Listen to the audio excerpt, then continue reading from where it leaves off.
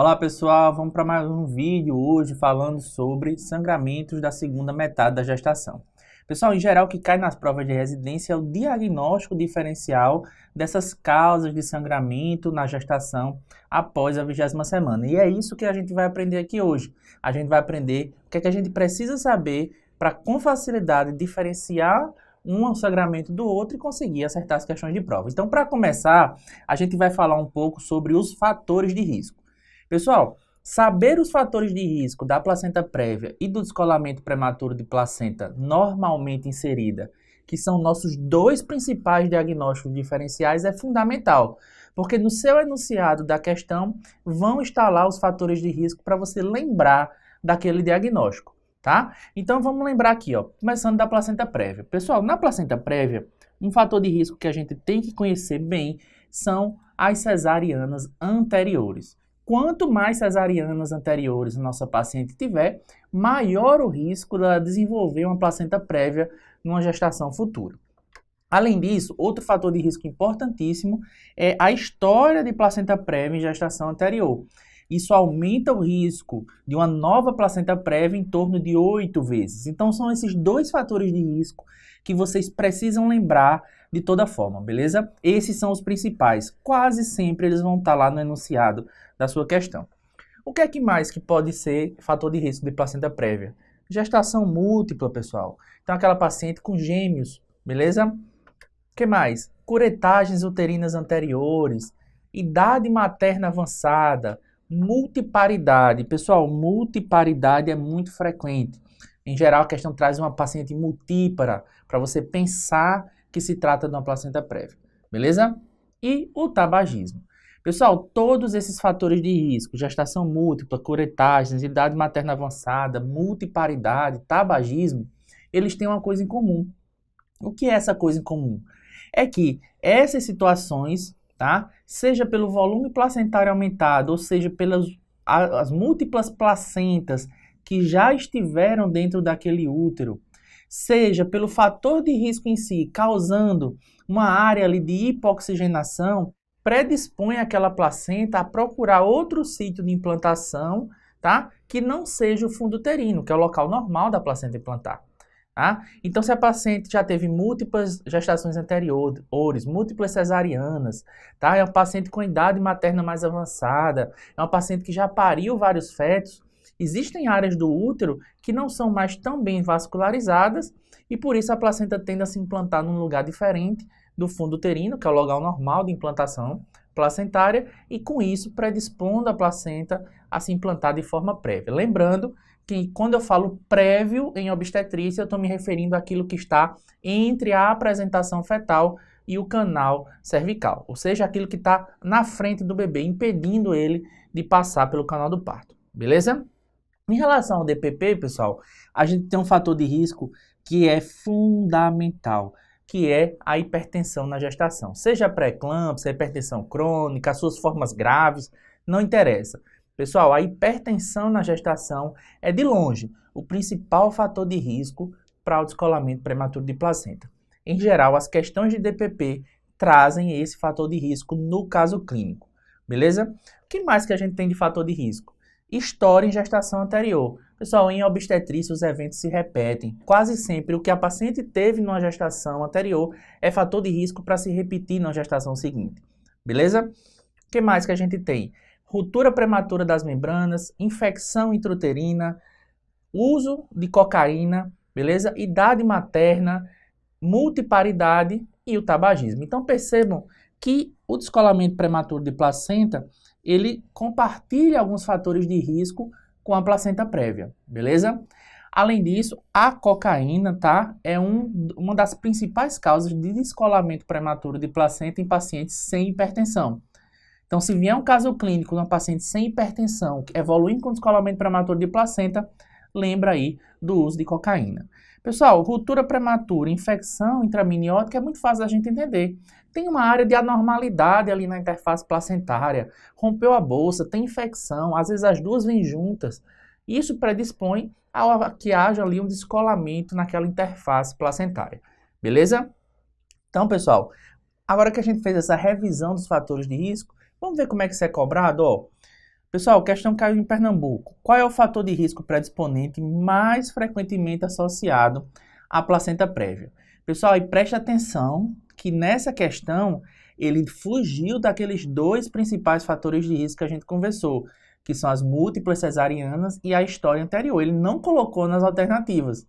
Ele trouxe outros fatores de risco para dar uma complicada na questão, mas aí aqui a gente já acerta facilmente. Pessoal, hipertensão arterial é fator de risco para o DPP, beleza? Polidrâmio também pode ser um fator de risco para o descolamento prematuro de placenta pela sobredistensão uterina. Então, quando essa paciente rompe bolsa, seja espontânea ou artificialmente, a descompressão brusca da cavidade amniótica pode predispor a um descolamento prematuro de placenta, beleza? Pessoal, hipovitaminose não tem muita relação não, tá bom? Agora, a gente lembra para vocês que tabagismo e multiparidade são fatores de risco para ambos os eventos. Beleza? Mas a questão quer saber da placenta prévia, tá? Então lembra, na placenta prévia, multiparidade é um fator de risco muito importante, principalmente se esses múltiplos partos anteriores forem por cesarianas, tá bom? Resposta aqui seria a letra D de dado. Em relação ao DPP, pessoal, em relação ao DPP, qual é o principal fator predisponente para o DPP? Aí ficou fácil, né? A gente conversou, é a hipertensão arterial. Beleza? Não pode esquecer disso de jeito nenhum. Multiparidade é fator de risco? É fator de risco. Tabagismo é fator de risco? Também. Idade materna? Também. Deficiência de vitamina C? Não tem muita relação não. Agora, a hipertensão arterial, a gente não pode esquecer jamais. Beleza? Pessoal, então agora eu trouxe para vocês uma questão para a gente conversar um pouco sobre a definição e a classificação da placenta prévia.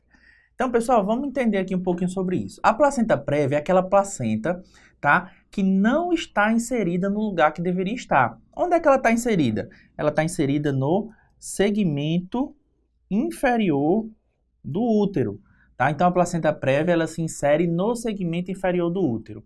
Mas a gente só pode dar esse diagnóstico após a 28ª semana de gestação. Por quê, pessoal? Porque até a 28ª semana de gestação, existe um movimento relativo entre a placenta e o útero, tá? À medida que o útero vai crescendo, essa placenta pode, de forma relativa, mudar de posição em relação ao orifício cervical. E por isso que o diagnóstico de placenta prévia definitivo, ele só sai depois da 28ª semana, beleza? Pessoal, a placenta prévia é um evento relativamente raro, mas com o aumento do número de cesarianas realizadas aí no mundo todo, tende a aumentar a prevalência da placenta prévia. E a gente classifica entre placenta prévia e placenta de inserção baixa. Vamos aprender sobre isso, ó. Pessoal, a placenta prévia, ela pode ser classificada como centro total ou centro parcial. Fica muito fácil da gente entender. Pessoal, o que é a placenta prévia centro total? É aquela que recobre totalmente o orifício cervical interno, tá? Então, ele está totalmente ocluído pela placenta. Já na placenta prévia centro parcial, o orifício cervical interno ele está parcialmente ocluído pela placenta. É fácil assim, né? E o que seria a placenta de inserção baixa? Pessoal, a gente diz que uma placenta de inserção baixa se ela estiver localizada até 2 centímetros, tá? Até 2 centímetros de distância aí do orifício cervical interno. E se ela estiver margeando a borda da placenta, tá? Estiver na borda ali do orifício cervical interno, a gente diz que é uma placenta prévia marginal. É fácil, tranquilo, né? Então vamos aqui para a nossa questão. Pessoal, caiu agora em 2021 no SUS São Paulo. Uma gestante de 28 semanas de gestação fez um ultrassom via vaginal que mostra a placenta parcialmente inserida no segmento inferior do útero e que não chega a atingir o orifício interno. Então ela já não é uma placenta prévia, tá? Se ela não chega no orifício interno, ela não é uma placenta prévia. Localiza-se num raio de 2 centímetros de distância dessa estrutura. Como é que a gente classifica a placenta que se localiza num raio de 2 centímetros do orifício cervical interno? É a placenta de inserção baixa, tá bom? Considerando a atual definição e classificação da inserção da placenta, é correto afirmar. Então, pessoal, a gente já viu, né? Isso se trata de uma placenta de inserção baixa. A gente chamaria de placenta prévia se ela recobrisse aí parcialmente ou totalmente o orifício cervical interno. Por isso que a gente não pode marcar a letra B, nem a letra C, nem a letra E. A letra D, a placenta marginal, seria se a borda da placenta tivesse localizado na borda ali do colo uterino, o que a questão não falou para a gente. Tá? Então, nossa definição aqui será a placenta de inserção baixa. Beleza? Pessoal, vamos ver outra questão aqui sobre a conduta. O que é que a gente vai fazer na placenta prévia? E para a gente entender como é que a gente conduz uma placenta prévia, a gente precisa saber qual é o quadro clínico. Porque é isso que a questão vai cobrar. A questão vai querer saber de você, se você reconhece o quadro clínico da placenta prévia. E o quadro clínico da placenta prévia é um sangramento vaginal da segunda metade da gestação, tá? Ele é indolor. Pessoal, essa palavrinha vai estar lá no seu enunciado. Vai dizer que a paciente tem um sangramento indolor e vermelho vivo, tá? Indolor e vermelho vivo. Vocês não podem esquecer disso jamais, tá? Geralmente, esse sangramento é de início súbito. A paciente pode até acordar sangrando sem estar sentindo absolutamente nada e ela acorda com sangramento vaginal, vermelho vivo e indolor. Beleza? Em geral, esse quadro se repete. Por quê? Porque a placenta prévia vai apresentando pequenos sangramentos ali, ou sangramentos maiores, podem acontecer ao longo da gestação. Então, ele é recorrente e progressivo. No exame físico, o que a gente tem que lembrar é que o tônus uterino ele é fisiológico, porque isso vai ajudar a gente a diferenciar do descolamento prematuro de placenta, a gente vai já falar dele. Então, lembra, sangramento indolor, vermelho vivo, com tônus uterino fisiológico. Beleza? Se vocês lembrarem dessas características, vocês não erram a questão. Vamos lá? Como é que a gente faz esse diagnóstico, pessoal? Se a paciente se apresenta com esse tipo de quadro clínico, tá? A gente vai pedir uma ultrassonografia transvaginal. E dependendo do achado da ultrassonografia transvaginal, a gente vai prosseguir ou não nossa investigação. Porque se a nossa ultrassonografia mostra pra gente uma placenta prévia, e nossa paciente tem menos do que 28 semanas, eu ainda não posso fechar esse diagnóstico. Lembra do movimento relativo?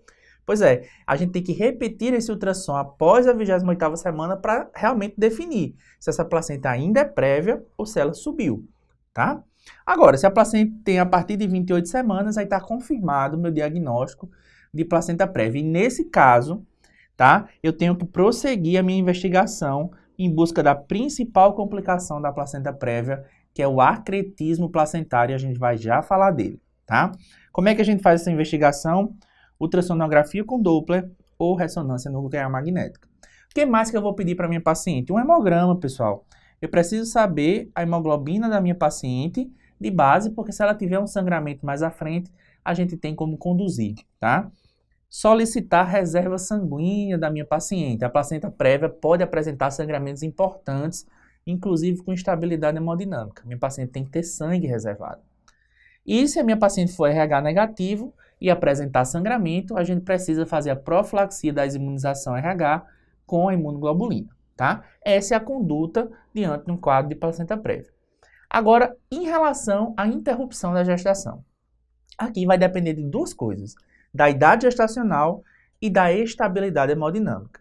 Se eu tenho uma paciente no termo, tá? A partir de 37 semanas, a minha conduta diante de um sangramento por placenta prévia é cesariana, tá? É resolver a gestação. Pessoal, a placenta prévia é uma contraindicação absoluta ao parto normal. Não dá para o feto passar pelo canal do parto tendo uma placenta no meio, beleza? Então aqui é cesariana, tá?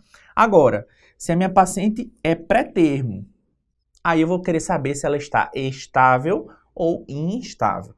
Se minha paciente é instável, pessoal, não tem o que pensar, é resolver a gestação. Lembra que o sangramento da placenta prévia ele é de origem materna. A mãe pode instabilizar, fazer choque hipovolêmico, certo? Então, se a minha paciente tem instabilidade hemodinâmica, resolver a gestação é cesariana, tá? Agora, se eu tenho uma paciente pré-termo e estável, aí eu vou conduzir esse caso de acordo com a conduta da prematuridade. Eu vou fazer corticoterapia para maturação pulmonar fetal, sulfato de magnésio para neuroproteção, e eu vou tentar chegar o mais próximo possível do termo, se o sangramento permitir, tá bom? Então essa é a conduta diante da placenta prévia, uma conduta simples, pessoal. É idade gestacional e estabilidade hemodinâmica, só isso. beleza?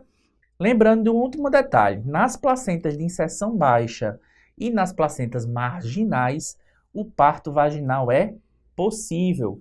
Por quê, pessoal? Porque quando a cabeça fetal insinuar no canal de parto, ela vai comprimir aquele bordo placentário que está próximo ali do orifício cervical e com isso ela tampona qualquer sangramento. Tá? Então, na placenta de inserção baixa e na placenta marginal, o parto vaginal ele é possível. Na placenta prévia de verdade, não, certo? Aí é cesariana, tá bom? Vamos ver como é que isso cai? Pessoal, cai no Ceará em 2021, ó. Paciente, idade materna avançada, multiparidade, tabagismo, beleza? Curetagem uterina anterior, tem cesarianas anteriores, beleza? Todos aqueles fatores de risco que eu falei para vocês. Acompanhada no ambulatório de alto risco devido a ter apresentado um sangramento com 32 semanas de gestação, quando foi realizado um ultrassom transvaginal com evidência de uma placenta que recobre parcialmente o orifício cervical interno. Então, se já é maior do que 28 semanas e recobre parcialmente, eu tenho um diagnóstico de placenta prévia centro-parcial, tá? No momento, com 35 semanas de gestação, foi para emergência com, preste atenção, ó, sudorese, taquicardia, hipotensão arterial, sangramento volumoso, indolor, vermelho vivo, súbito e progressivo.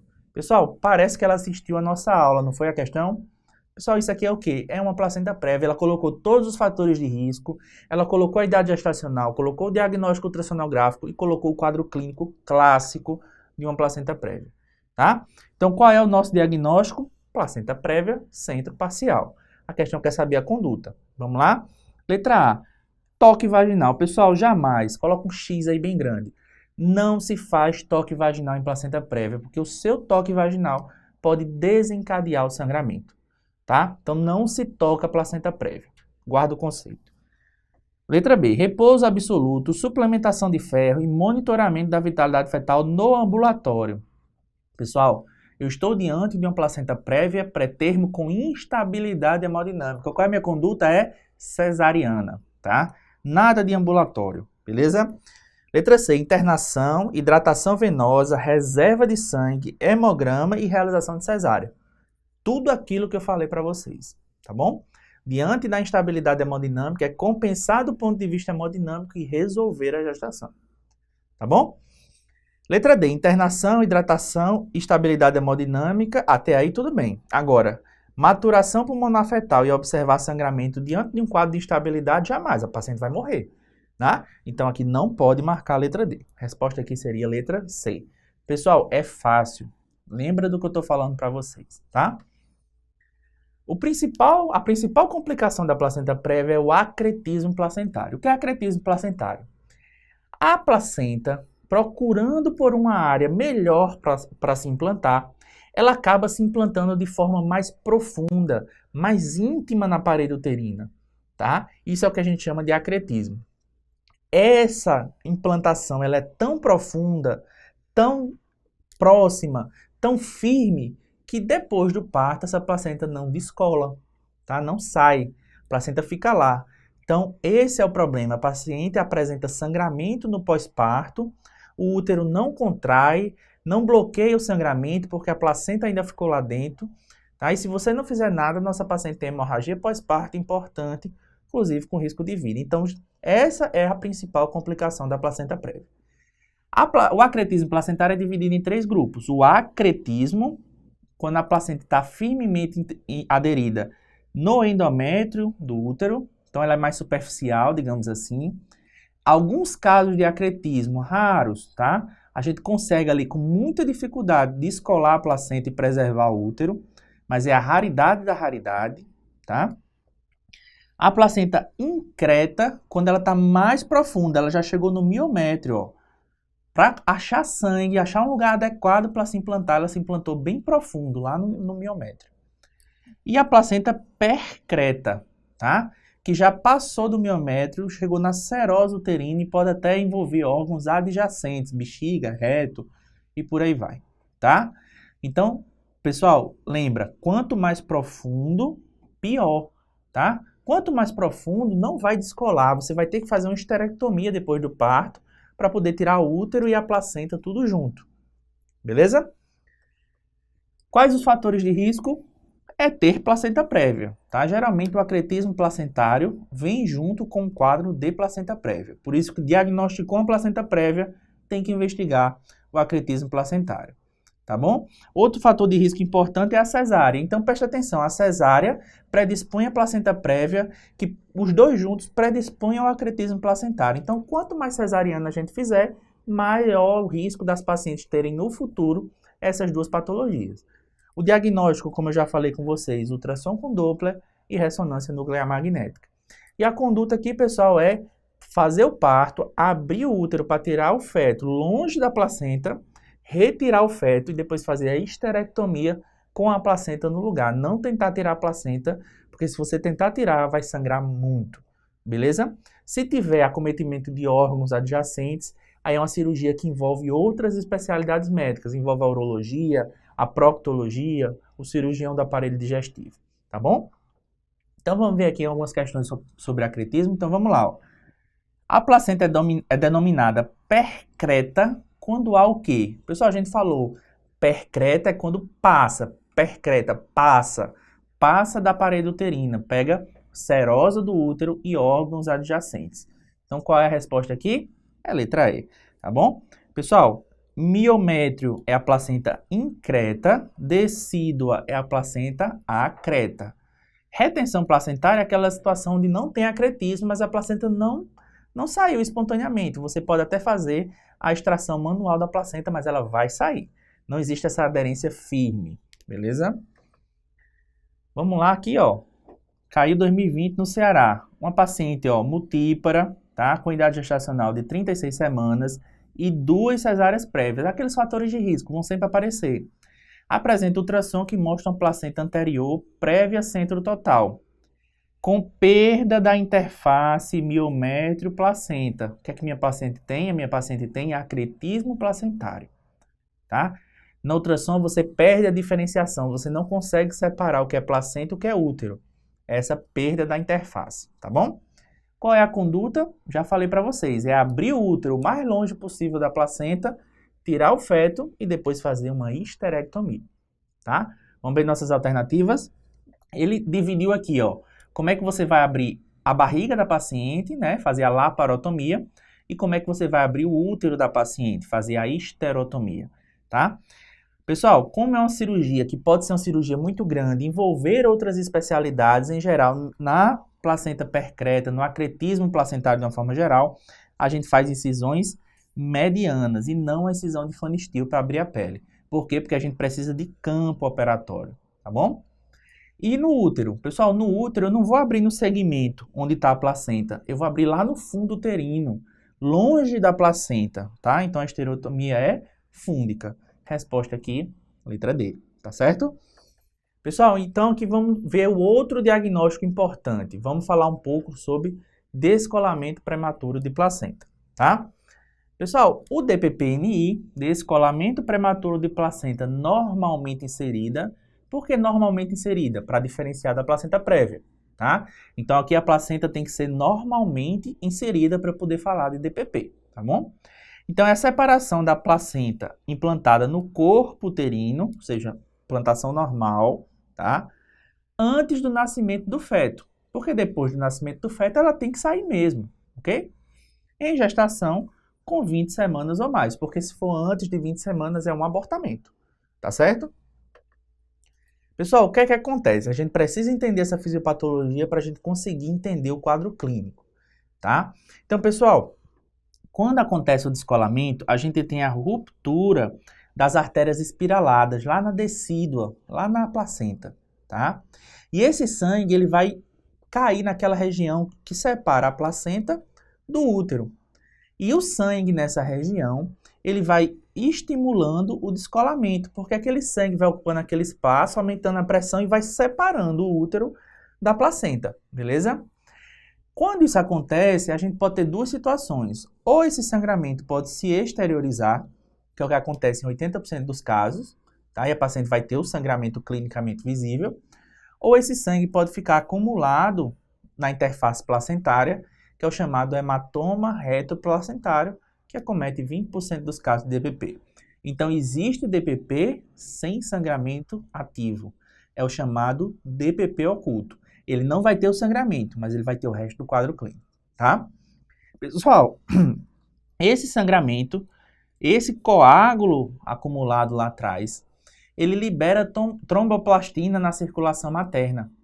Essa tromboplastina vai ativar a cascata da coagulação e se a gente não agir rapidamente, a paciente vai evoluir com coagulação intravascular disseminada, CIVD.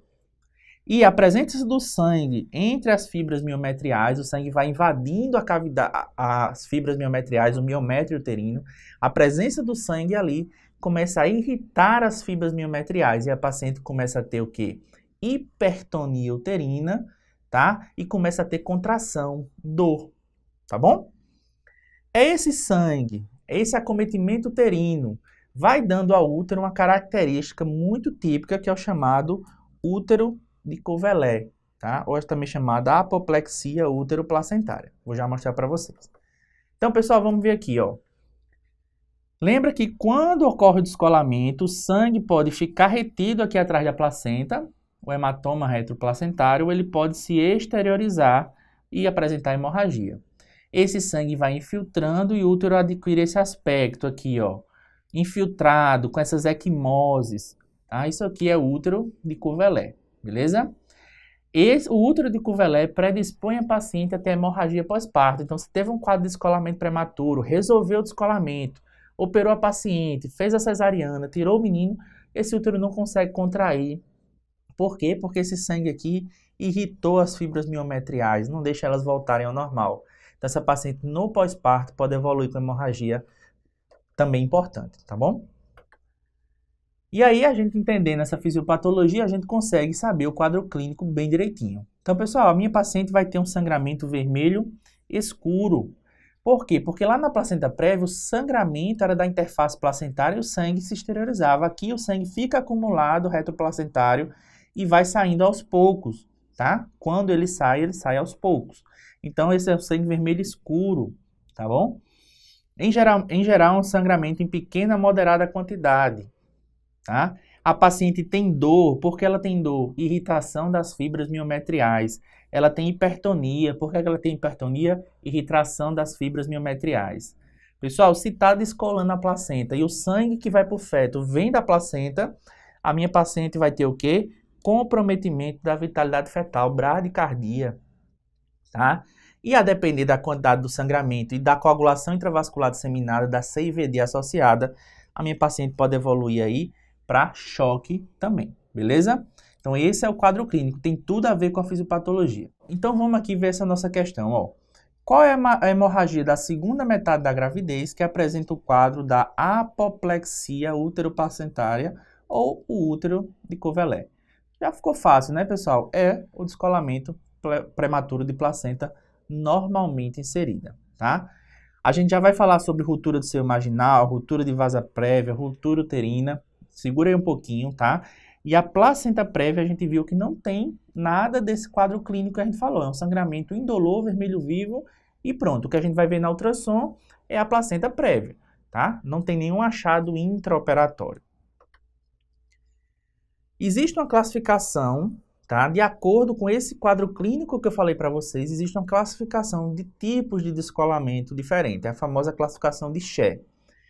No grau 1, pessoal, a gente tem aquela paciente óligo ou assintomática. Alguns autores dizem que a paciente completamente assintomática seria o grau 0, tá?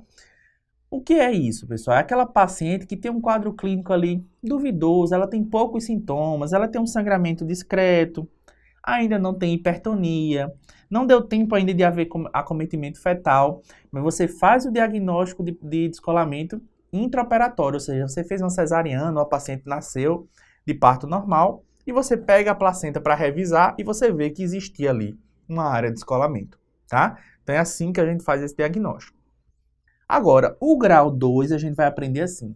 O grau 2 é o quadro clínico clássico, aquele que eu acabei de descrever para vocês. Então, a paciente tem sangramento, hipertonia, tá? Ela tem queda do fibrinogênio, porque está liberando tromboplastina lá na circulação.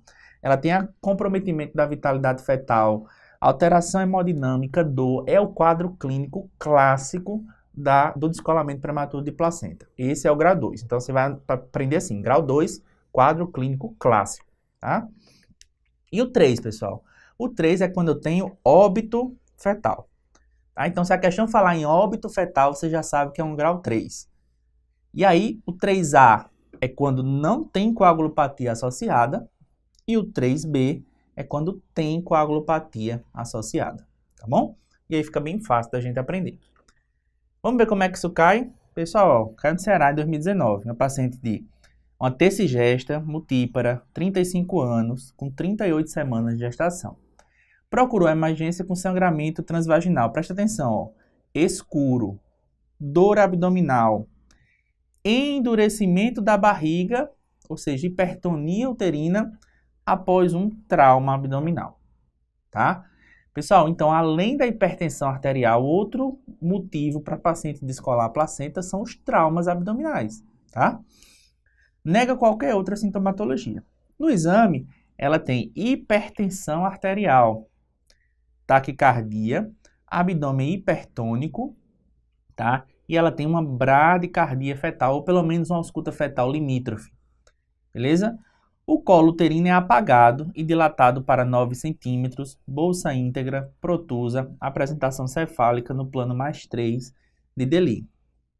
Nos exames complementares, a gente tem hemoglobina de 9,2, TGO de 38, LDH de 350, plaqueta de 160 mil e um fibrinogênio menor do que 100, ou seja, ela tem redução do fibrinogênio, tá? Associado aí com labstics de 2 cruzes, ou seja, se eu tenho hipertensão e proteinúria, eu tenho uma pré-eclâmpsia, tá? Então, eu estou diante aqui do quadro clínico clássico do descolamento prematuro de placenta. Uma paciente hipertensa, ainda agravado por um quadro de trauma abdominal, que evoluiu com sangramento escuro associado com dor, hipertonia e acometimento fetal. Vai ter um descolamento prematuro de placenta, tá bom? Pessoal, ela quer saber o grau aqui. Qual é o grau que é o quadro clínico clássico? O feto está vivo. Se o feto está vivo, não pode ser 3A nem 3B. E se eu tenho um quadro clínico clássico, a minha resposta é grau 2, tá bom? Então, aqui seria a letra B de bola, tá? Pessoal, então vamos aprender um pouco agora com essa questão sobre a conduta nos casos de descolamento prematuro de placenta, tá? Então, pessoal, no descolamento prematuro de placenta, a gente está diante de uma das maiores emergências obstétricas que existem, tá? Então, por causa disso, o nosso diagnóstico, ele é um diagnóstico clínico, tá? Você tem que clinicamente fazer o diagnóstico do descolamento e intervir nessa gestação.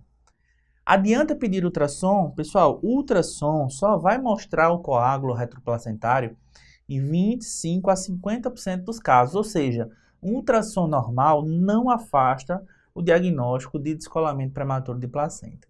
Por causa disso, o nosso diagnóstico é clínico. E se eu estou diante de uma das maiores emergências obstétricas que podem existir, eu tenho que agir de forma rápida, tá? De forma resolutiva. Então, como é que acontece? Ó, se eu estou diante de um feto vivo, com minha paciente estável do ponto de vista hemodinâmico, a minha conduta, a via de parto, vai depender de como está o trabalho de parto daquela paciente. Se é um parto iminente, o parto está quase acontecendo, a paciente tem dilatação avançada, tem contração boa, né? A gente pode romper a bolsa dessa paciente, eu tenho um parto iminente de acontecer, eu posso aguardar o parto vaginal, tá? Se não for essa a realidade, a minha conduta será cesariana. Ou, se a minha paciente estiver instável, ou o meu feto, estiver em sofrimento. Se eu tiver instabilidade materna ou sofrimento fetal, ou aquele trabalho de parto que eu achei que ia progredir, não progredir, um trabalho de parto lento, também eu vou indicar cesariana, tá? Então, a gente só vai permitir o parto vaginal se ele realmente estiver progredindo, próximo de acontecer, tá? Agora, se eu estiver diante de um feto morto, ou seja, a paciente já chegou para você com um feto morto, descolamento aconteceu e o feto foi a óbito, infelizmente, tá? Aí, se minha paciente é estável, parto vaginal, porque não vale a pena a gente abrir a paciente para tirar um feto morto, tá? Agora, se minha paciente estiver instável, aí sim, aí eu vou fazer uma cesariana para salvaguardar a vida da mãe, tá? Vamos ver como é que isso é cobrado. Ó, pessoal, paciente, 37 anos, multípara, com 30 semanas de gestação. Ela chegou com um quadro de dor constante no baixo ventre e sangramento vaginal. Pessoal, falou em dor e sangramento, pensa no descolamento prematuro de placenta como primeira opção, tá? No exame físico, ela está hipocorada e taquicárdica. Abdômen gravídico, dolorosa palpação em baixo ventre, com hipertonia uterina. Então, pessoal, falou, sangramento de segunda metade, com dor e hipertonia, descolamento prematuro de placenta, tá? Ausculta fetal com batimento cardíaco fetal em torno de 108, opa, bradicardia fetal. Identifica o mais provável diagnóstico e a conduta adequada para o caso. Pessoal, sangramento com dor, hipertonia e acometimento fetal. Eu posso pensar em placenta prévia? Não posso, pessoal. Placenta prévia é sangramento vermelho vivo, indolor e sem acometimento fetal, tá? Então já descarto aí a placenta prévia como diagnóstico. Sobrou pra gente quem? Sobrou pra gente o descolamento prematuro de placenta. Eu estou diante de uma das maiores emergências obstétricas que podem existir. Qual é a minha conduta? É resolução da gestação, tá? Se vai ser por via abdominal ou por via baixa, vai depender da estabilidade materna e vai depender se o feto está vivo ou se o feto está morto e se o trabalho de parto é iminente ou não. Mas a questão não está nem perguntando isso. Ela disse aqui, ó, que seria por via abdominal. Na letra D, ela fala realizar ultrassonografia. Pessoal, ultrassonografia a gente já viu que não é para pedir, porque só consegue enxergar o coágulo em 25 a 50% dos casos. Não descarta o diagnóstico. Então não interessa. O meu diagnóstico é clínico, beleza? Resposta, letra A. Não é fácil? Aprenda os conceitos que eu estou dizendo para vocês. Pessoal, vamos aqui, ó. Em caso de descolamento prematuro de placenta, a intervenção obstétrica adequada e rápida está diretamente ligada ao bom prognóstico. Está diante de uma emergência. Diante disso, analisa o quadro. Uma multípara, ó, sempre os fatores de risco aparecendo, apresentando um quadro de DPP complicado com coagulopatia, estando o feto morto.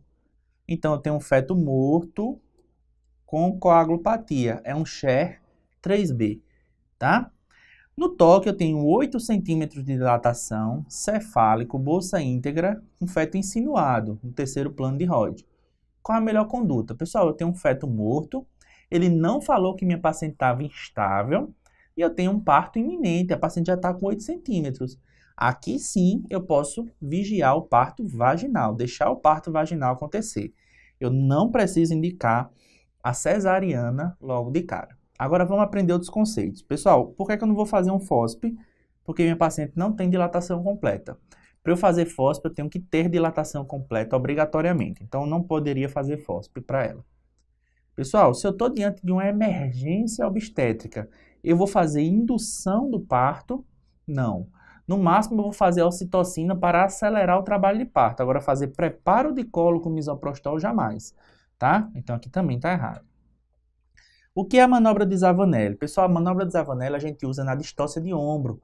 Quando a gente desfaz os movimentos, né, do parto, coloca o feto no abdômen materno e abre para tirar por cesariana no quadro de distócia de ombro. Tem nada a ver com nossa questão. Então, a gente vai ficar com a letra D. Por que a gente deve fazer a miniotomia nos quadros de DPP? Quando a gente rompe a bolsa, pessoal, a gente acelera o trabalho de parto, a gente diminui a pressão intraamniótica e reduz o descolamento. E, além disso, se você tiver na dúvida do diagnóstico, quando você romper a bolsa e vier sangue, o hemoâmnio, você confirma o seu diagnóstico de DPP, tá? Então, ela tem essas 3 vantagens. Por isso que a gente deve fazer a miniotomia diante de uma suspeita de descolamento prematuro de placenta. A resposta aqui é a letra D de dado. Pessoal, e os outros diagnósticos diferenciais? Como é que a gente vai pensar neles? Então, vamos aqui aprender um pouco sobre rotura de vasa prévia. Pessoal, o que danado é vasa prévia? Lembra que eu falei para vocês que prévio em obstetrícia é tudo aquilo que está localizado entre a apresentação fetal e o orifício cervical interno. Se eu estou falando que é uma vasa prévia, é porque o que tem ali é um vaso sanguíneo. Um vaso de onde? Do cordão umbilical. Tá? E tem um vaso do cordão umbilical passando naquela região. Em geral, na vasa prévia, além do vaso estar localizado nessa região, esses vasos eles estão desprotegidos. Pessoal, o cordão umbilical, os vasos do cordão umbilical, eles são revestidos por uma geleia, chamada geleia de Wharton. Mas nesses casos, esses vasos eles são desprotegidos, eles não têm a geleia de Wharton. Tá? Então, se você tem aquele vaso naquela posição estratégica ali, desprotegido, se esse vaso romper, a gente vai ter um sangramento e isso é o quadro clínico da vasa prévia, tá? É um quadro clínico muito raro de acontecer.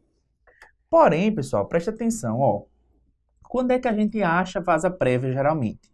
Quando a gente tem algumas alterações placentárias. Aqui, por exemplo, pessoal, o normal é que o cordão umbilical que está aqui, ó, ele se insira no centro do disco placentário, isso é o normal. Quando o cordão umbilical se insere nas membranas amnióticas, como está aqui, tem uma grande área do cordão que não tem a geleia de Wharton. Então, essa é uma situação que predispõe a uma ruptura de vasa prévia, a chamada inserção velamentosa do cordão. Outras situações são as placentas que são divididas. A gente tem a placenta suscenturiada e a placenta bilobulada. Qual a diferença? Na suscenturiada tem um lóbulo menor do que o outro. Na bilobulada eles são iguais. Mas essa região aqui, ó, que divide um lóbulo do outro, é uma região onde os vasos não têm a geleia de Wharton. Então, se essa região estiver localizada próximo do orifício cervical interno, predispõe a ruptura de vasa prévia, tá bom? Pessoal, então preste atenção. Qual é o quadro clínico da vasa prévia? É um sangramento vermelho vivo que ocorre após a ruptura da bolsa amniótica. Essa é a dica que vocês vão levar. Rompeu a bolsa, seja espontâneo, seja provocado, rompeu a bolsa, começa a sangrar. É assim que vai aparecer para vocês. O detalhe é que esse é o único sangramento de segunda metade cujo sangue tem origem fetal. E aí, pensem, você está com um fetinho ali na mão, que a volemia dele é muito pequena, tá? Então, 100 ml de perda sanguínea no feto significa choque hemorrágico, tá? Então, o feto, ele exsanguina muito rápido. Então, isso aqui é um quadro dramático, é uma emergência talvez pior do que o DPP, tá?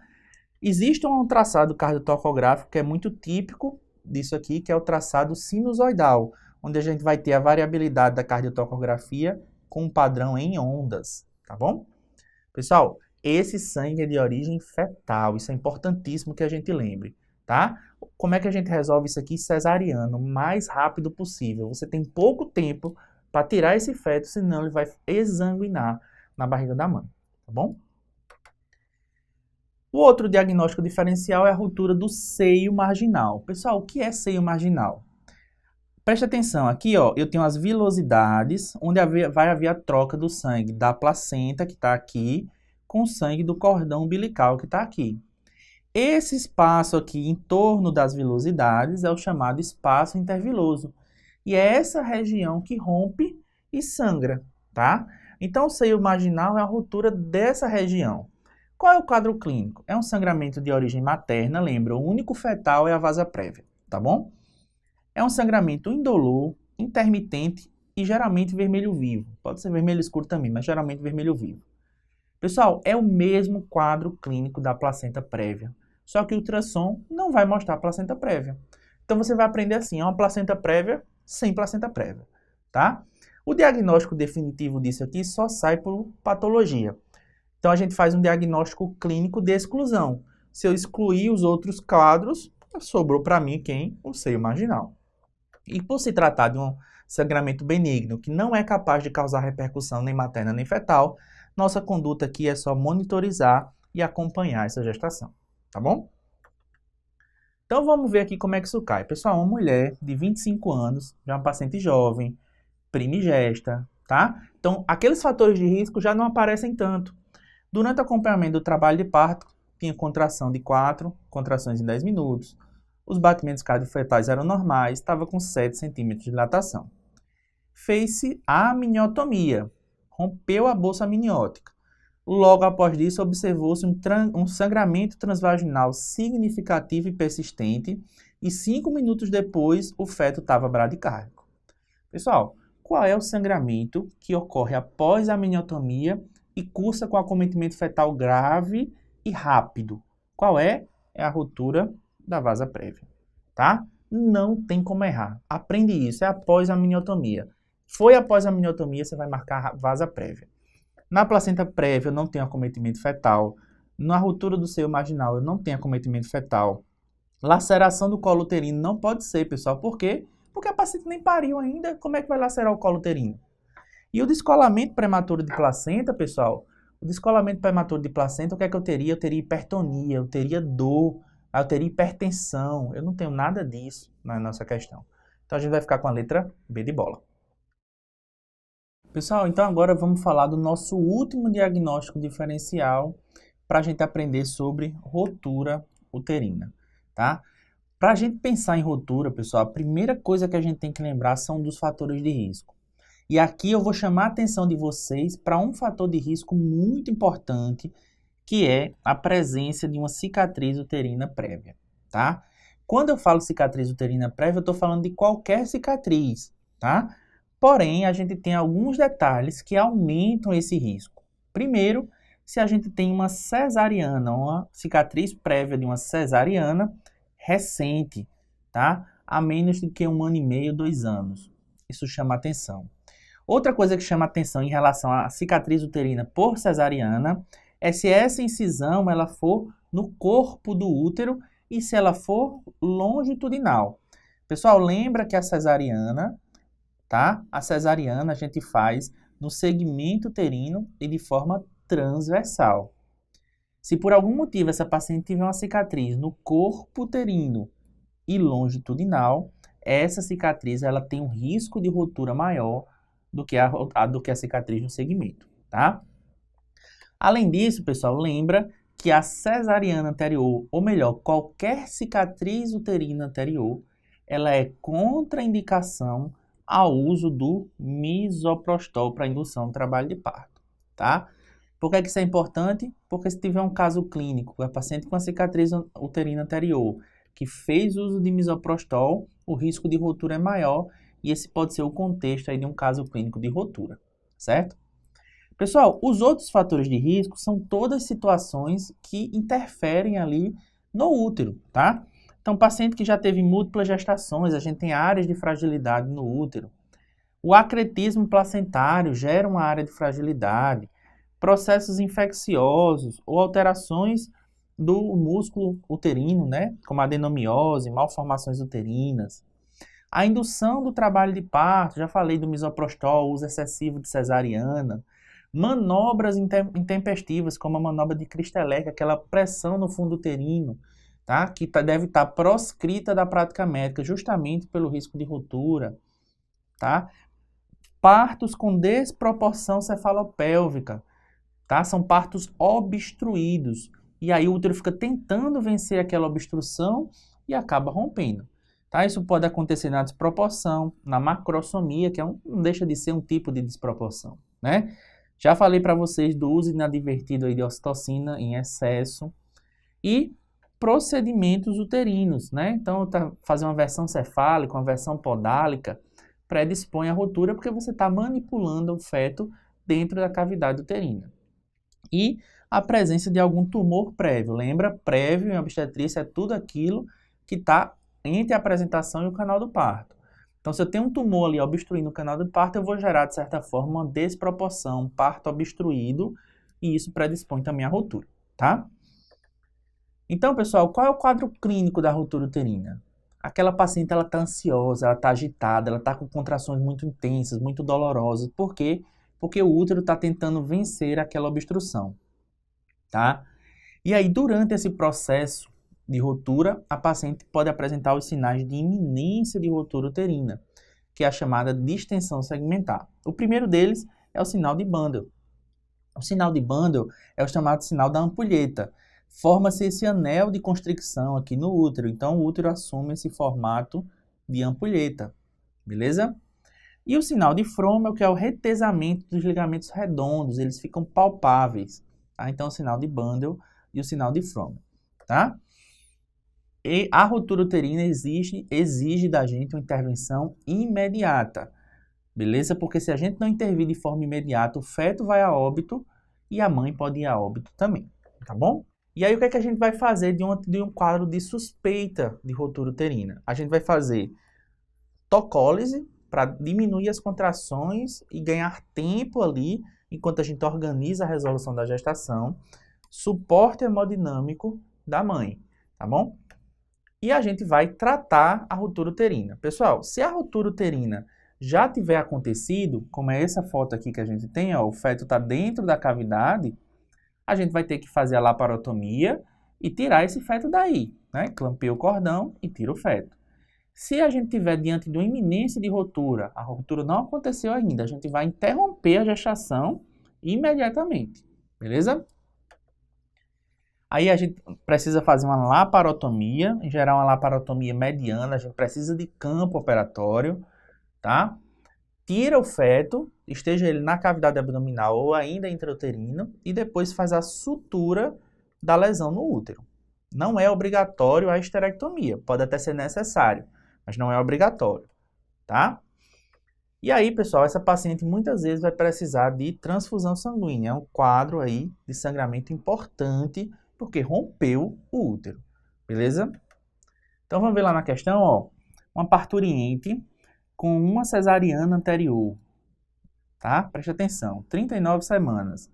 É uma gestação de risco habitual, trabalho de parto de início espontâneo. No exame físico, com altura uterina de 41 centímetros, ou seja, um feto grande, tá? Existe alguma coisa aí nessa gestação. Ela tinha 4 contrações de 35 segundos em 10 minutos. Os batimentos cardiofetais eram normais. No toque vaginal, era um colo posterior, 60% apagado, com 4 centímetros e bolsa íntegra. Durante a evolução do trabalho de parto, detectou-se uma taquissistolia, ou seja, muitas contrações, mais do que 5 contrações em 10 minutos. Bradicardia fetal e intensa hemorragia. Então, eu tinha lá um parto taquissistólico, um feto provavelmente grande, e de repente, esse feto entrou em bradicardia, começou a ter sangramento. A paciente foi imediatamente encaminhada para a sala de cirurgia. Após a anestesia, com a paciente na mesa cirúrgica, aguardando a antisepsia abdominal, o que se viu foi a imagem mostrada a seguir. Pessoal, o que é que a gente vê na imagem? A gente vê na imagem o sinal de Bandel, tá? A gente vê o sinal aí da distensão segmental, o sinal da ampulheta, tá? Então, se eu estou diante do sinal de Bandel, eu já sei que minha resposta aqui vai ser rotura uterina. A minha paciente está na iminência da rotura uterina. Está quase rompendo, por isso que começou a sangrar, o feto começou a fazer bradicardia. Eu tenho que tirar esse feto daí de forma mais rápida possível por uma laparotomia e uma cesariana, tá? Por isso que a resposta aqui é a letra D. Pessoal, vasa prévia, não teve nada de amniotomia antes da ruptura, bolsa íntegra, tá? Seio marginal é um diagnóstico de exclusão, tá? Eu não vou marcar seio marginal se não tiver outra opção melhor. Placenta prévia, não tem nada falando que a placenta era prévia, não é um sangramento indolor, nem vermelho vivo. No descolamento prematuro de placenta, eu teria hipertonia, dor abdominal, hipertensão, que não tem nada disso no meu quadro clínico. Então, é rotura uterina, beleza? Pessoal, espero que vocês tenham gostado aí desse conteúdo. Se vocês gostarem, curta a nossa página, deixa um like aí no vídeo, manda o seu comentário, diz pra gente se você gostou. É muito importante para a gente continuar produzindo esse conteúdo para vocês. Desejo a todos uma excelente prova e um forte abraço.